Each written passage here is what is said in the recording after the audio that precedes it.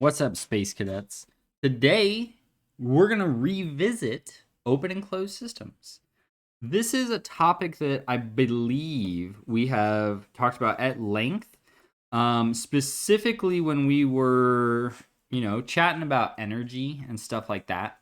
But we're going to talk about it again with momentum. We'll define some stuff, we'll look at some examples. I think I've learned to be a better teacher since then. So, it couldn't hurt to talk about open and closed systems again. So, yeah, buckle your bootstraps. Kiss your mom goodbye. All right, next slide. So, let's start by defining a few things. And these are the AP tests words, not necessarily mine, but I mean, they're true. They're true either way. So, in general, for the whole wide universe, that means from here to Texas, all systems under all circumstances, energy, charge, linear momentum, which is what we're focusing on right now, and angular momentum, which is an important thing we'll talk about later, they are conserved. This is maybe a puzzling statement, right? We'll get to the open close business in a second because I feel like these directly contradict this sentence I just told you. So it says, for all systems under all circumstances. So that sounds like everything to me, right? So for everything, energy, charge, linear momentum, and angular momentum are conserved. But Mr. Barton, what about all those times when energy wasn't conserved? We talked about that stuff. What about when there's work done? What this sentence is trying to get at here is that if your system is the system of everything in the whole stinking universe, then this is true. For the whole universe, as far as we know, and that's maybe not like a little tiny asterisk, right? That's like a big honking like, hey, as far as we know, you feel me? Uh every one of these things is conserved universally. That doesn't mean that you can't like throw stuff at your brother or sister and then gain kinetic energy and lose kinetic energy and all that stuff. All it's saying is that these things come from somewhere, and we're going to talk about like where do they come from in some later slides. I've got some good examples where it's like, hey, the momentum's not conserved here. Like what gives? How do we get free momentum? You feel me? But the problem 99% of the time when you're getting free any of these things, energy, charge, momentum, if it looks like you're getting free stuff, it's because there's a thing that's either so big or so small in your system that you're getting it from that you forgot that thing's there, right? So we'll talk about that later. But in general, as far as we know, for the whole universe, these four things are universally constant. There's a set amount of it floating out there in the universe, and if we get something else lost some. Okay. Let's talk about closed systems. It says a closed system for an isolated or closed system, conserved quantities are constant. Okay, that doesn't mean if my system is two masses, if this one gains some momentum because this one ran into it and this one lost some momentum, it doesn't mean that it's distributed constantly, right? Maybe this one loses some, this one gains some, but it means for the whole system, meaning all the things in the circle, the total amount that we have is constant. And that's what we want to think of as a closed system. As long as all the momentum that we start with is somewhere in that box, then it's a closed system. If we have a system that exchanges, either it gains or loses any of the conserved quantities, meaning energy, momentum, or charge, with its surroundings, it's an open system. So if we have a box and we've got our two circles in here, and then this circle, whoops, I bet these are all connected, huh? I bet they are. Let's make a new circle. I'll make a new circle with blackjack and candy. This circle comes to the edge of our system, and then it's like, hey, what's good other circle outside the system? And they rub together. And then this one either gains or loses one of those things. Then it's interacted with something outside the system and either gained or lost one of those conserved quantities. And then the system is open. It has there's like a little door here, right? There's a door. And then they went through the door and they exchanged with someone outside of the system. Okay. Just for completeness sake, I think we should also add mass to this list. I'm not sure if the AP test is a little more high and mighty than it deserves to be, and saying that energy and mass are the same thing, because they kind of are, but mass is also a conserved quantity. Have you ever heard the phrase mass is neither created or destroyed? It's from chemistry mostly. You don't gain or lose mass. Mass is generally a conserved quantity. There are ways to gain or lose mass, but it's because your mass turns into pure unadulterated energy. That's what nuclear reactions are. But you know what I mean? If you have a ball and it hits another ball, you should have the same amount of mass. But anyway, it's a small talking point. So there we go. So we know our stuff. Let me talk about how do we know if the system is open or closed? Because a lot of times on the AP test, they like to really obfuscate what they're trying to get at. You know what I mean? They're like, all right, and then there's a ball, and then it goes behind a curtain, and you hear a lot of banging around, and you hear a cat make a sound, and then your mom yells at you to come make dinner, and then you clean up after dinner, and then you have to take out the trash, and then you come back, and there's something laying on the floor. Dog. You know what I mean? What happened? And you're like, bro, I don't know. I was making dinner. I didn't see what happened. I didn't see if something touched the system, right? And they're like, aha, you should have known that cats hate dogs.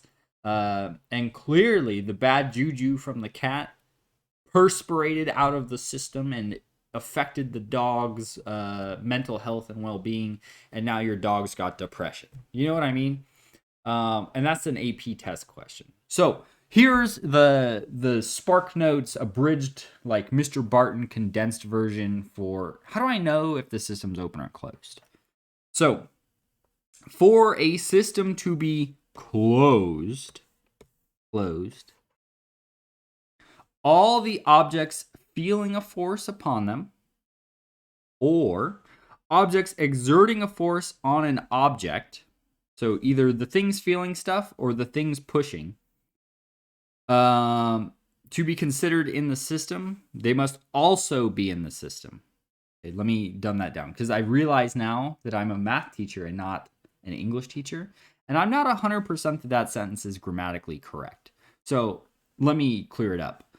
If something touches the system, it needs to be part of the system for it to be closed.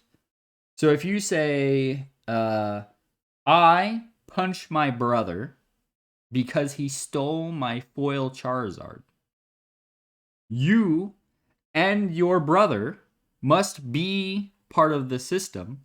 Otherwise, your fist is going to transfer some momentum to his appendage that you wish to punch. And you, the system, the fist, will lose momentum And the thing outside the system, your brother, will gain momentum. So the system lost momentum. However, if you're both in the system, you just move it around a little bit, impart some momentum upon your sibling. Not that I encourage violence. You should, sit down, have a civilized discussion about why your brother thought it was okay to finesse your Charizard when clearly this is something you're willing to die for. So I think he should probably reconsider his motives here. Antithetically, and I hope that's a word. That would be tight if that was a word. If something outside the system pushes or pulls, so just exerts a force on something inside the system will be considered open. So if something out of my box pushes or pulls on something in my box, open system. We have to have the lid propped open so you can reach in and touch it, right? Okay, so very kind of wishy-washy, but if things are forcing on each other, normal forces, tensions, electromagnetic forces, gravity is the sneaky one we've got to watch out for. Spring forces, spark forces, whatever kind of forces you're into. If there's forces between two objects, they both better be in the system or it's open. Okay, so let's go look at a few examples and see if we can figure out if these things are open or closed. And I had to do it to you. You know that we can't have a set of notes without all reliable. This is some of my favorite physics. I bet you could learn everything you ever need to know about physics by just looking at a block sliding across a table. But maybe not. Maybe I'm being a little simplistic here. But let's talk about the situation. There are two blocks. Oh, man. So not quite all reliable. But there's two blocks on a frictionless surface. One block is at rest. Okay, so let's start doodling this. Because this is the funnest part of physics, honestly. It's getting to doodle. So we got our block here. There we go. There's one sitting there on the table. And then we've got another one moving at a constant velocity. And it's probably going to go whack that thing. So it's moving towards the other block. When the blocks collide, they stick together. So this is going to come over here, stick to this. And then they're both, and then they're both, oh no, okay, I goofed up, but they're both going to go together. Okay. How could the system be defined so it's open? How could it be defined so it's closed? Okay.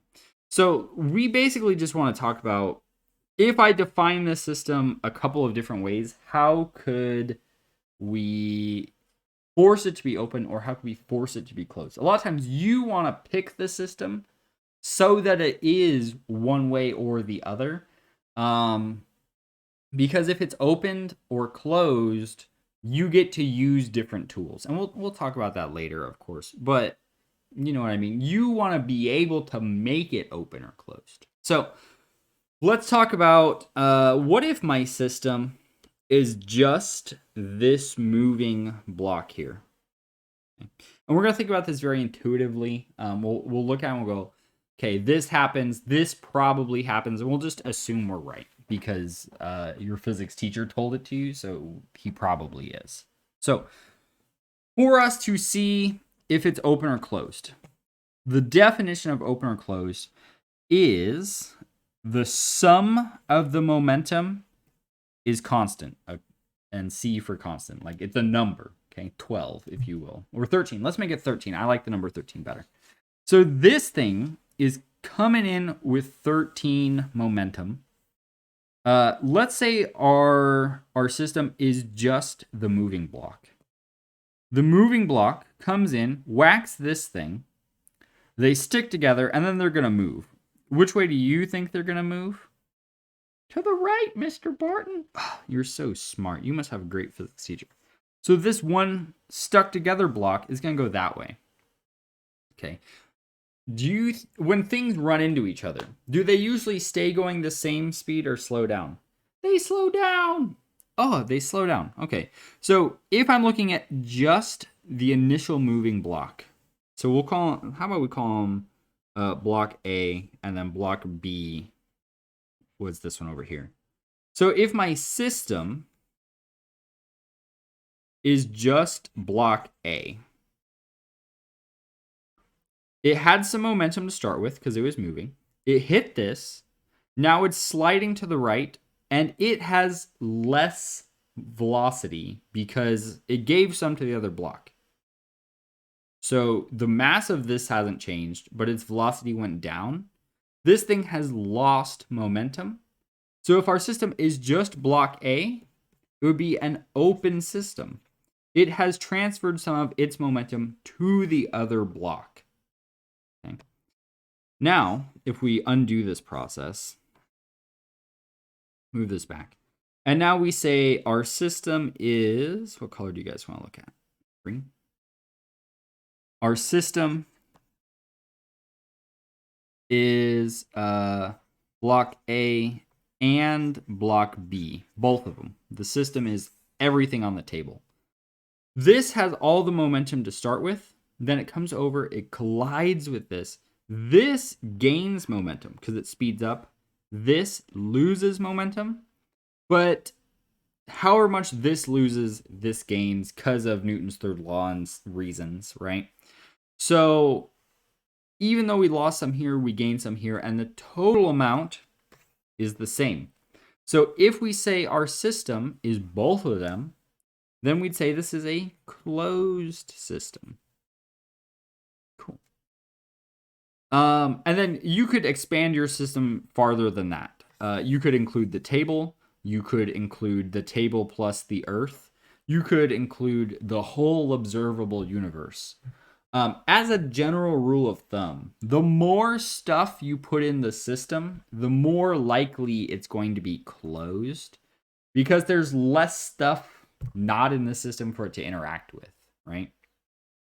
So, there we go. Yeah. So if it's just block A, it would be open. If it's both of them, it would be closed. If it were just block B, what if our system, how do I spell system, was just block B? It starts with none. It gets bumped. It gains some. So it changed, right? It went from 0 to not 0. That would be open. It was affected by an outside force, right? So depending on what we include in the system or not in the system, it would be open or closed. Okay. Cool. So that's not too bad. Let's go look at some more stuff. This one feels very AP question-y to me. I made up one of these for your homework. I couldn't find a good one already pre-made. I feel like I've seen it pre-made before, but I made you one because I had already written these notes and it had to be on there. I can't just teach you something and not test you on it. That's not fair. So below is a graph of the velocity of two separate objects, right? Object 1 and object 2. Object 1 with a mass of m. Okay, that's the blue one right here. This one's object 1. This thing has a mass of m. And object 2 with a mass of 2m. Okay, so this one is 2m. This one is m. Looking at the data, is the system consisting of the two objects open or closed? Interesting question. So we want to know if this is going to be closed system. The total amount of momentum in the system must be constant. Okay? So these two things interact. Maybe they're tied together. Maybe there's a spring between them. We don't really know. We just know that they're doing some stuff, right? So let's assume they're interacting somehow. Maybe object 1 is exerting a force on object 2 and vice versa because of Newton's third law. And we want to know what's going on with the momentum. Are we losing momentum somewhere? Are we gaining momentum? How can we tell if there's an outside force? So we could just look at what is the momentum at the beginning? What's P initial? And does that equal P final? Is it a constant number? Does the total amount of momentum in our system change or not? So let's look at this. P initial, they're both moving. So it's going to be the momentum of object 1 plus the momentum of object 2. Let's figure out how much that is. The momentum of object 1 with a mass of m, that's this right here, is going to be m, and then it starts at 20 meters per second. So m times 20 plus the momentum of object 2. It has a mass of 2m, and it's moving at 5 meters per second. So times 5. So let's simplify this and see how many m's of momentum we have. So 2 times 5 is 10. So I have 20m plus 10m. That's a total of 30m momentum. So 30 times whatever the mass is. Okay. Let's look at our final momentum. Okay. Our final momentum is still going to be the momentum of block 1 plus the momentum of block 2. But now we want to know, we've got some new stuff, right? So block 1 still has a mass of 1, right? But now it's at 0 meters per second. So it's not moving. So momentum of object 1 is 0. Plus momentum of object 2, mass of 2m. And it's going 15 meters per second. 2 times 15, that's 30m. The amount of momentum I started with is equal to the amount of momentum I ended with. This is probably a closed system.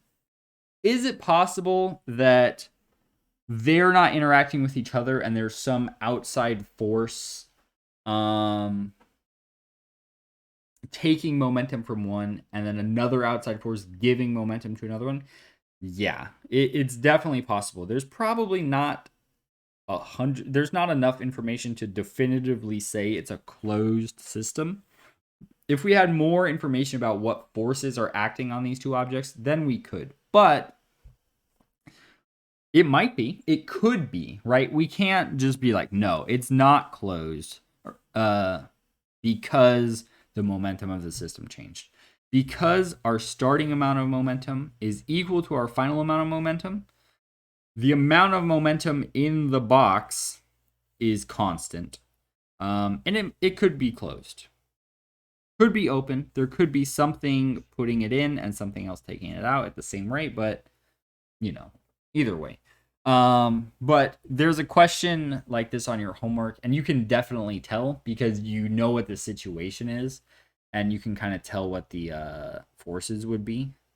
It's in space, so there's a few less forces we have to worry about. But interesting problem. Let's talk about one other way we could do this. Nah, never mind. I think that's a good enough way. Yeah, good enough. I'd do it that way. Nice job. Nice job, us. Next example. Okay. This is the one where I was talking a little earlier about, wow, it's weird that we just get free stuff, right? So let's consider two different systems. One is a cart being pushed up against a spring attached to a wall. So we got a wall, we got a spring, and then we got a cart. And carts usually got wheels on them. Okay. And then something is going to like hold that thing in place. There's like a clip or something. Okay. The other system that we're going to look at is two carts sitting next to each other. So let's draw that.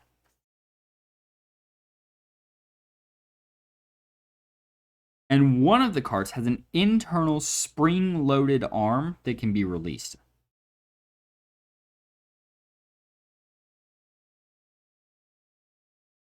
Okay, so there's a spring inside with this like bumper thing, and there's like a button on the cart, and when we push the button, it somehow releases it, and then this arm is gonna shove that way, right?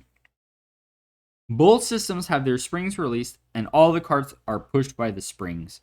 Which system is open and which system is closed, and what's the difference?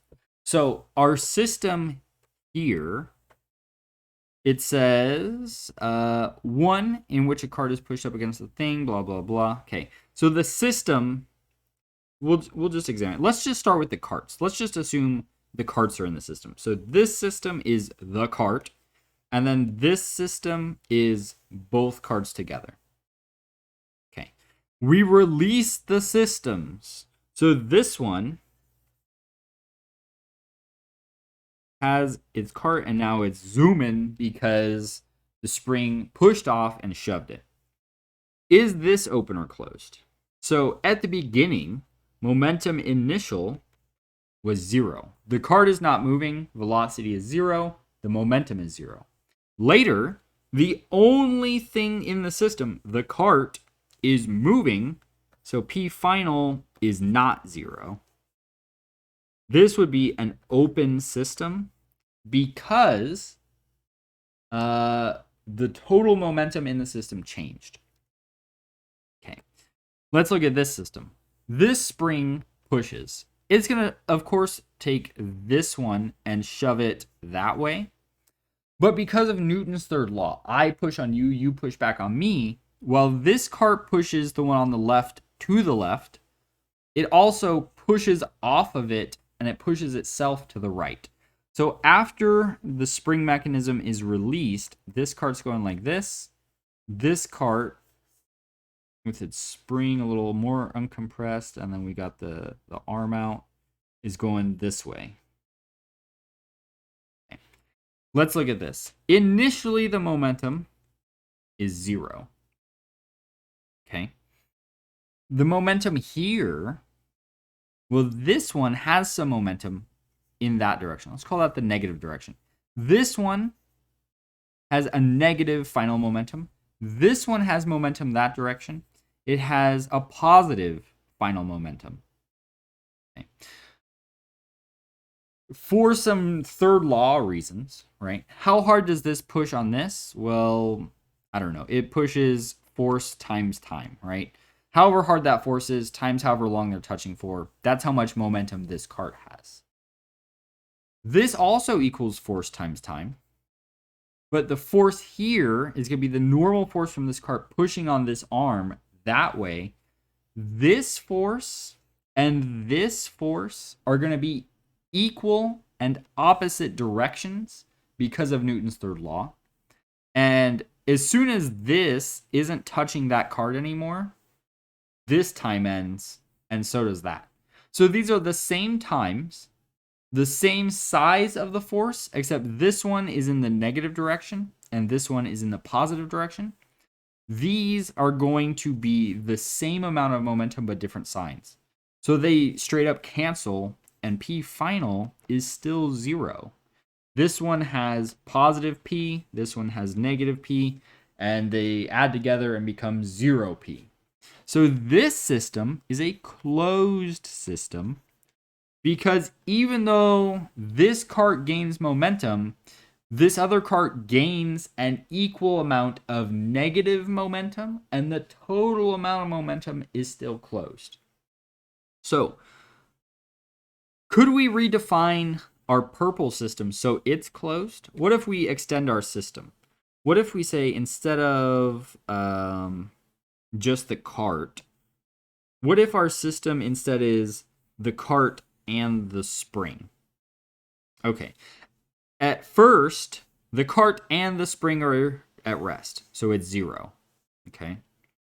Later, the cart is moving, and this spring center of mass is probably moving that way, right? Like the left side didn't move, and it's going that way. It's also going in the positive direction. So we have still not 0 and still a positive amount of momentum. This is still open even if we include the spring. That's not good, right? Because it's always supposed to be constant. So where is the momentum for this system coming from? It's coming from this wall is attached to a heavy building, which is attached to the earth. This cart is gaining its momentum by pushing off a very massive mass, the earth. All right? So, however much momentum this cart gains, the earth is going to gain the same amount in the opposite direction. The only reason we don't notice is because A, the earth is so gigantic that if you push off of it, it doesn't even feel it. Like, it feels it, right? Like, it feels the, like, 3 newtons of force. But 3 newtons of force to something with a mass, like, of whatever times 10 to the 24th kilogram is still, like, such a tiny amount of acceleration that, like, it's arguably not even possible to move that little. You know what I mean? So,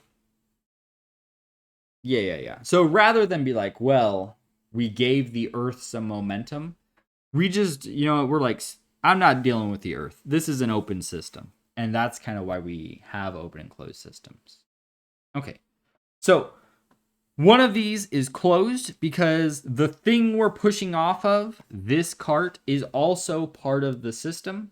So however much momentum I gain, the other thing gains that much in the opposite direction, meaning it's negative because momentum's a vector. This one is an open system because we're pushing off something that is not even practical for us to think about, right? How I push off the Earth, how much does the Earth move because of that? So little that, like, the guy who dropped his sandwich this morning in the country on the other side of the planet, that sandwich canceled out all of our force, and now the Earth is back at 0 momentum, which is a fun way to think about it, isn't it? If I push off the ground, I made a guy drop a sandwich in China. That's cool. Physics is tight. I like physics, you guys. All right. So very, convoluted way to talk about systems, but fun nonetheless. All right. I think this is our last one. Yep. Sorry for blinding you with that white screen. Last one, the Earth and open versus closed systems. So let's talk about this. A ball is held at rest. Okay. Ball. And then we'll put some clamps on this thing. Clamp it. There you go. It's held at rest above the Earth. Okay, cool. The ball is released from rest, so V initial equals 0, and falls to the ground. Is the system of the ball open or closed? So if we're looking at just the ball, our initial momentum is 0 because velocity is 0. When I let go of the ball, it's connected to the clamps, shucks. It falls, and then the ball is falling with some non-zero velocity. So momentum final is not 0. The ball is an open system. Okay, easy question. Give me something harder. How could the system be defined so that the answer changes? So how could we change what we're saying is our system? What else could we include to make this true, right? What can we do to make it a closed system?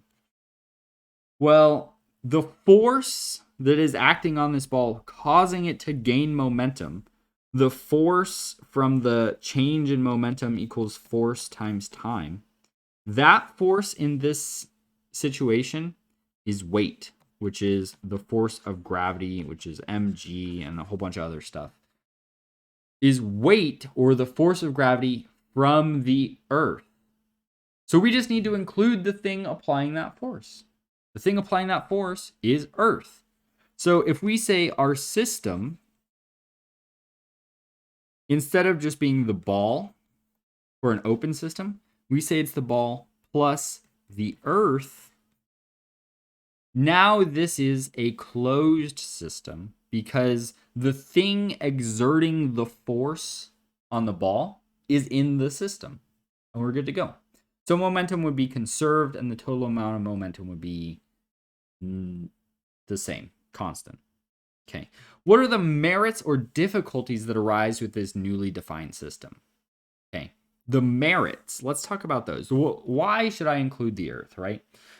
Including the Earth in this system is helpful because now the total amount of momentum is a constant, meaning P initial does equal P final. Okay. So we get to conserve momentum, and the total amount of momentum is constant. Cool. Okay. What are the difficulties, though? What's the problem with including the Earth? The problem with including the Earth is if we're trying to do this, P initial is 0, and P final is equal to the mass of the ball times the velocity of the ball plus the mass of the Earth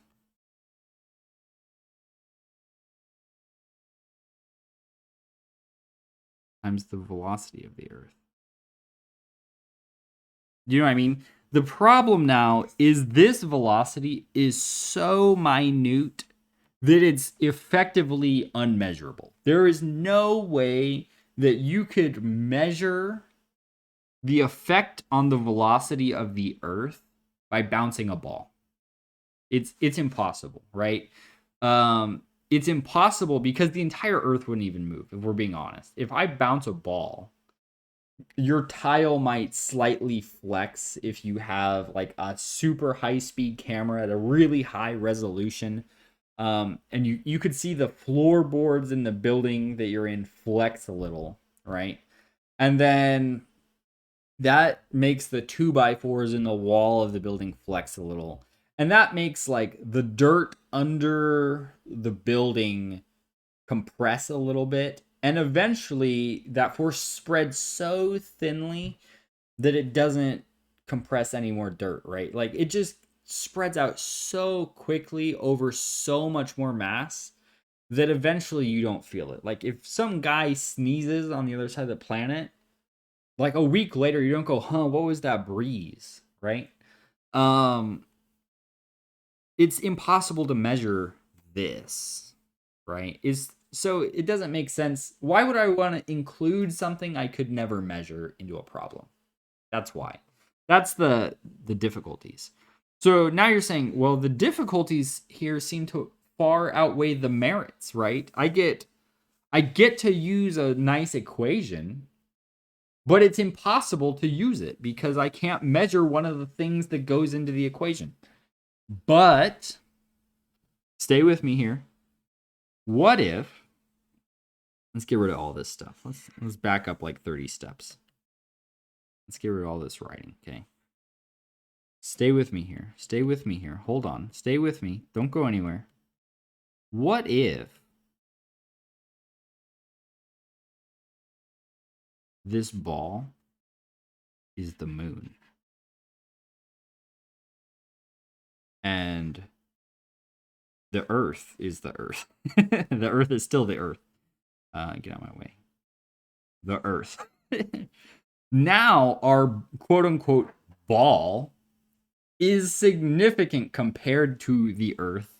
And in a situation like this, there's definitely going to be a big enough effect on the velocity of the Earth that those things do become measurable, right? So the benefit of including the Earth in certain systems versus excluding it and just letting the system be open later is, as long as most of the objects in your system are approximately the same size, like they're within like times 100 of each other, then these things start to be measurable, and we can use them to do like astronomy, and we can calculate the elliptical path that the moon travels around the Earth, and we can figure out how many years from now the comet will come back to Earth, and we get to go, oh look, it's a good week for Aries, you're gonna find true love, and you know what I mean, like all that gobbledygook. You know what I mean? So in some cases it's a good idea to include the Earth, but if you're talking about dropping balls and sliding blocks across tables, probably not. So hopefully this lecture was enlightening, engaging, fun, funny, entertaining, informative. I don't know. Hopefully you liked it. Hopefully you didn't hate being here the whole time. If you did, just quietly leave without thumbs downing the video. You know, just keep that to yourself. If you liked it here, thumbs up, subscribe, bell icon for notifications, new videos every time we learn something new. Otherwise, if you have questions, let me know. Hit me up, leave a comment, go to the WebEx and be like, yo, Barton, what did you want me to learn from that? You know? Otherwise, I hope you have a splendid, magnificent rest of your day. And I'll see you guys next time. Adios.